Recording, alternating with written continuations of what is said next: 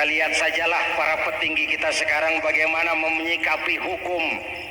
Sebab saya dengar ada bargaining, orang takut teriak maling sapi karena DE maling wedus. Tidak berani teriak ada maling sapi karena dia maling kambing. Yang lain maling ayam, dikumpulin ternyata maling semua.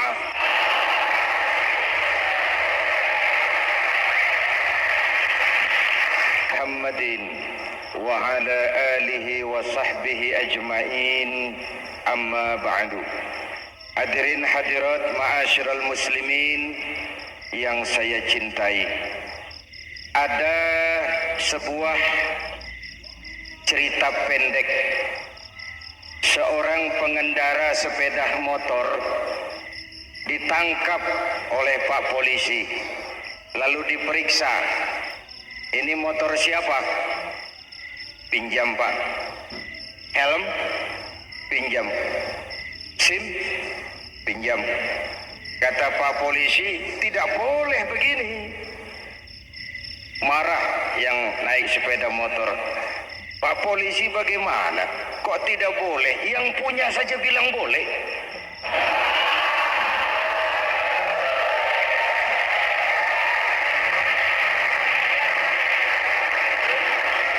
Cerita ini memberikan gambaran bagaimana masyarakat kita sekarang cenderung memboleh-bolehkan diri sendiri, melahirkan permissive society.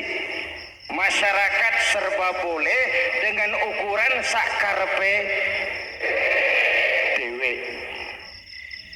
Itu sebabnya agama diturunkan.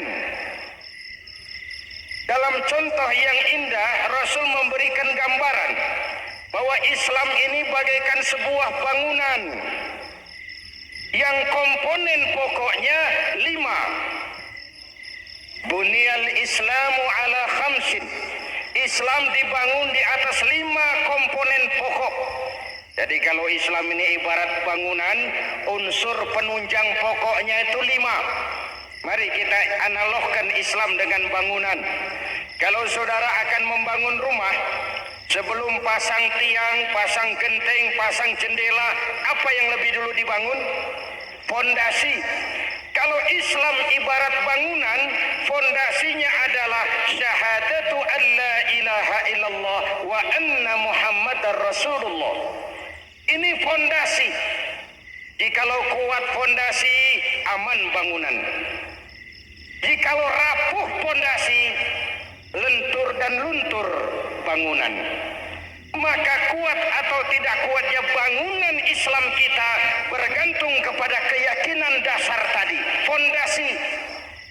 Saya bersaksi tidak ada Tuhan selain Allah. Artinya saya tidak akan menyembah kecuali hanya kepada Allah. Orang yang benar fondasinya beres sujudnya. Kalau saya yakin tidak ada Tuhan selain Allah, saya tidak akan minta rezeki kecuali hanya kepada Allah. Orang yang benar fondasinya, giat bekerjanya. Jauh dari tipu menipu, jauh dari renten, jauh dari riba, jauh dari korupsi, jauh dari judi. Keyakinan memberikan warna terhadap bentuk kepribadian. Kalau saya yakin tidak ada Tuhan selain Allah, saya tidak akan pernah takut kecuali hanya kepada Allah. Saya tidak akan melarikan persoalan kecuali hanya kepada Allah. Saya tidak akan menggantungkan hidup kecuali hanya kepada Allah. Saya tidak akan minta tolong kecuali hanya kepada Allah. Meresap ke dalam jiwa. Untuk keyakinan seperti ini, orang-orang tua kita dahulu berlinang air mata, bersimbah darah, bahkan berkorban nyawa, melaksanakan hijrah untuk mempertahankan keyakinan. Ini intan paling mahal dan ini mutiara paling berharga. Zaman boleh berubah, tapi fondasi tidak boleh goyah. Masa boleh berganti, tapi fondasi jangan sampai mati. Karena iman kita hidup, untuk iman kita berjuang, dan dalam iman kita ingin kembali menghadap Allah Subhanahu Masih ingat cerita tentang Bilal? Masih? Mengulang kaji saja. Bilal itu budak sahaya. Ketika masuk Islam, dipanggil oleh majikannya. Bilal, iya bos. Saya dengar kamu masuk Islam ya? Iya bos. Kok berani-beraninya kamu masuk Islam? Memangnya kamu budak siapa Bilal? Ya budak bos. Bos. Kamu kerja sama siapa? Sama bos. Bos. Yang gaji kamu siapa? Ya bos. Nah, kamu kan ngerti Bilal.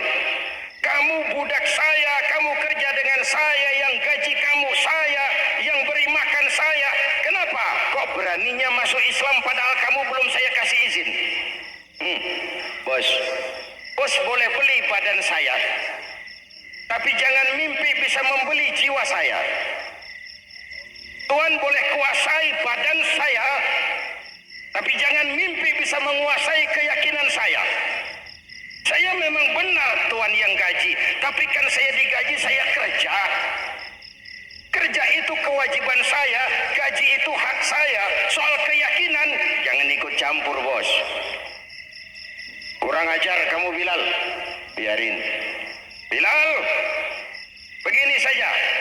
Kalau kau mau meninggalkan keyakinanmu, meninggalkan Allah Tuhanmu, kau akan kami merdekakan. Tapi kalau kau tetap dalam keyakinanmu, kamu akan saya siksa sampai mati. Bagaimana? Jangan mimpi, bos.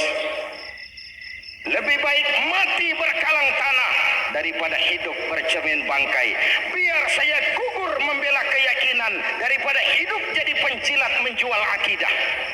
Itu prinsip.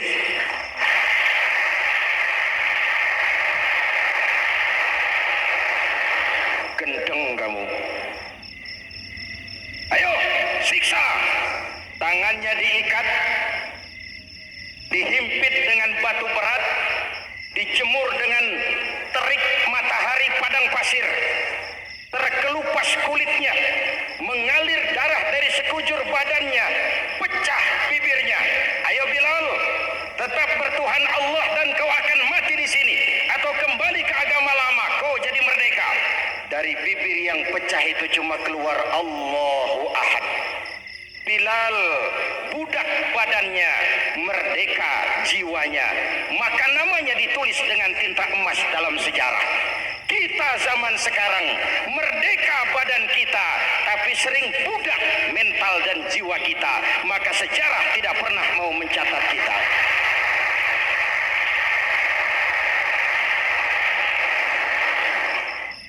Masyarul muslimin yang saya cintai, fondasi sudah.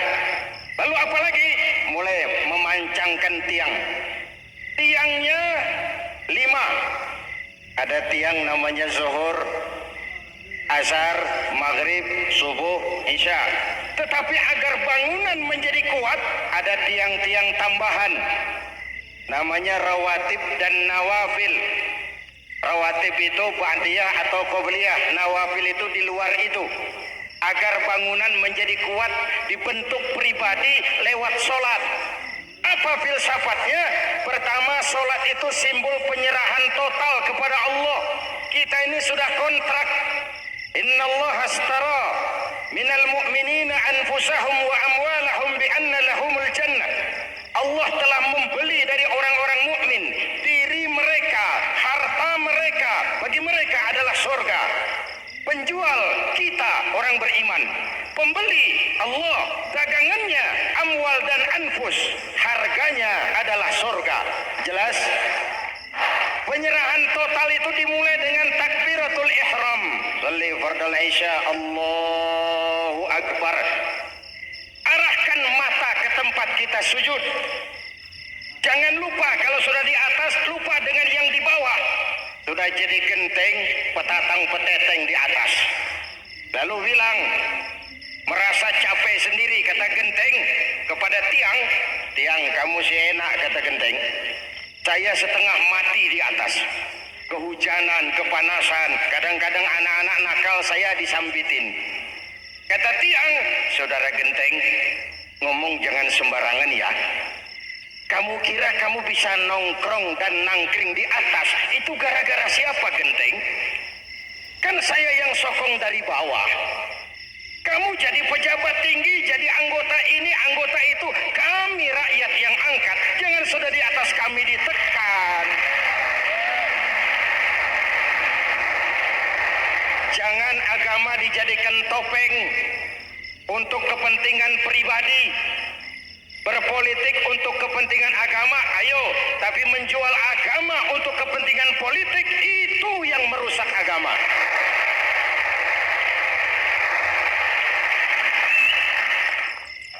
Ini kan kita lagi prihatin sedang meluncur kasus Bulog Gate 2.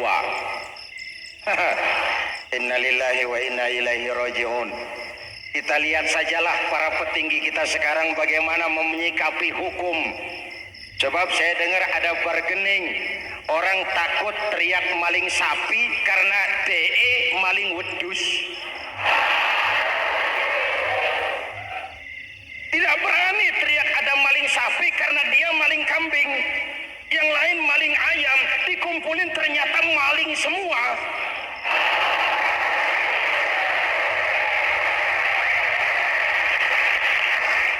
Hadirin yang saya hormati, ini melukai rasa keadilan.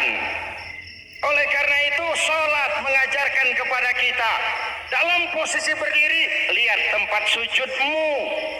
Jangan menteleng terus ke atas, lalu lupa dari mana kita berangkat. Itulah maknanya tawadhu, rendah hati, tidak melonjak angkuh dan sombong.